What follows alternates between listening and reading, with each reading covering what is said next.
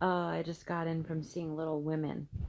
Um, there were no men in the theater at all. Surprise, surprise.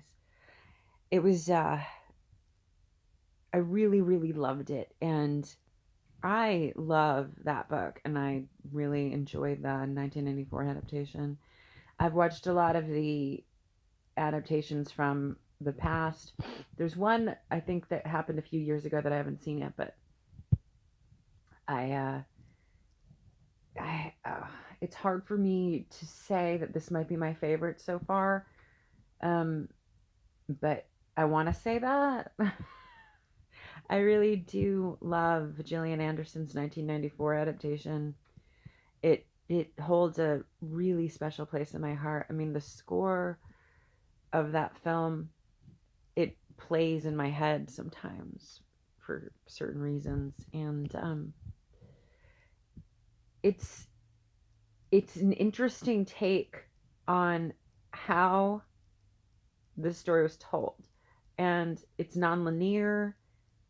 Which when I was watching it, I watched it with my friend Joyce, who actually turns 80 in 2 days, and and she had never seen the original, the 1994 adaptation. She's never read the book, and I turned to her at the end, and I was like, "Did you? Was it hard for you to like follow this because of the nonlinear narrative?" She was like, "No, I really." And it was she didn't have a hard time following. Although my concern came from these two women who were in the front row, and they just wouldn't shut up. But they were sitting like a seat apart from each other, so you could hear their whole conversation, which is unfortunate when you're trying to watch a movie in a theater.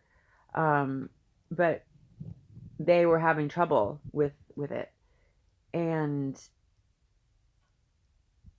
I was just hoping that Joyce, my friend, wasn't having the same issue, but she didn't.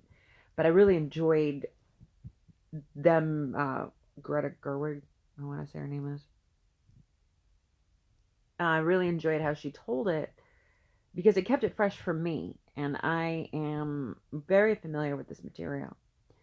That was really great. The performances across the board were wonderful. The portrayal of 1860s New England was just beautiful. There was a scene where it was autumn and the hills, and I actually got choked up. I get oddly emotional with natural settings. It's just strange, but it doesn't usually happen in films. It usually happens in reality. Like I'll be in the woods and I'll turn a corner and there's just like just looks like a picture, and I'm like, oh, I'm just so lucky to be here in this moment with everything as it is, and thank you universe for giving me this lovely image for me to observe with my eyeballs.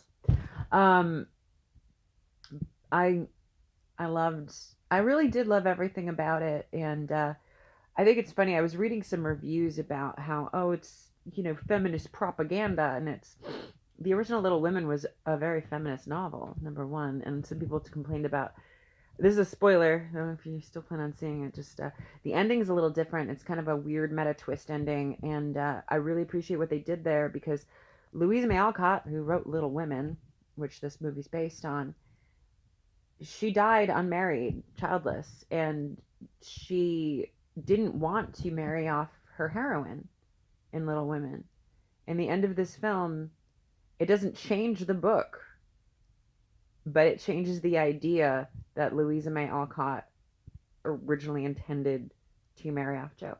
And I think that's really important. Uh, I really, really enjoyed that about this. And I think if anyone complains about it, then they don't really know what they're talking about when it comes to the history of this novel, the novel that the film's based on, and the author herself. But I really enjoyed it. I don't know. I'm doing film reviews here. I figure why not? It's something to throw up on this channel, and it's something I can do quickly without having to edit, which is really all I have time for. So yeah, if you're interested in it's if you like period piece films, if you've never seen the any of the other adaptations, if you've never read the book, give it a shot. If not, then your loss, really. But Yeah, that's it. Little Women. A plus plus plus plus from me.